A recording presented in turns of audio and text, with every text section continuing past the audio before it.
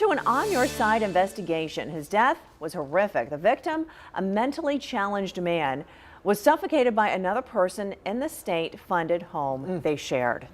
Ken Amaro is following the story for us tonight. We know JSO called it a homicide, and the state, through its crime victim assistance program, promised to pay for the burial services. The crime was in 2016, and the debt is still unpaid. And now the family is accusing the state of broken promises. They called On Your Side's Ken Amaro for help. Ken? That's correct, guys. That's exactly how they feel. Broken promises. For the family, there's disappointment.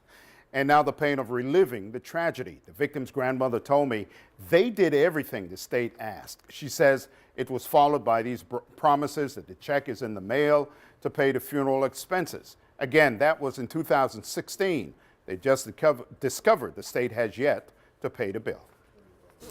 My grandson was wonderful. Juanita Foreman Lee is the grandmother of Kevin Wilkes. That's him as a little boy. He was a loved person. Wilkes was autistic and mentally challenged. Summer 2016, he died a horrible death while in a home for mentally challenged adults. It was really awful. The police report reveals another mentally challenged client sat on Wilkes and suffocated him. I was appalled because I had entrusted him in a home that knew that he was being abused. Uninsured, the family turned to the state's Victim Compensation Fund for help with the burial services. Here's all the paperwork right here. Lee says with the help of a victims advocacy nonprofit, the application was approved. Did they promise to pay?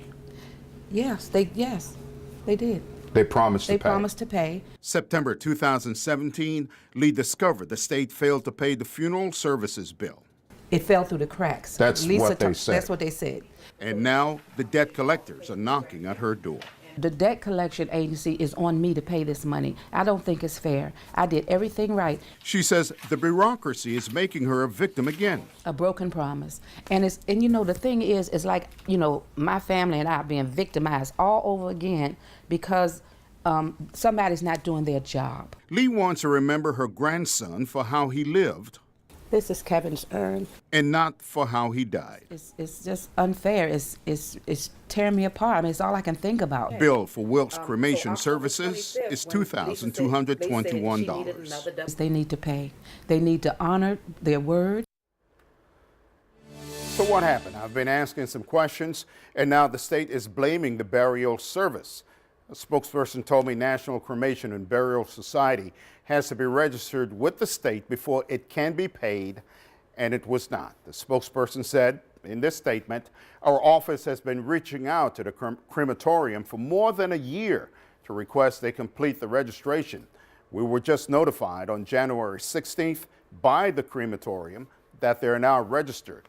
The $2,221 payment is currently in the verification process. We expect this matter to be resolved pretty soon and giving this family some closure. Back to you.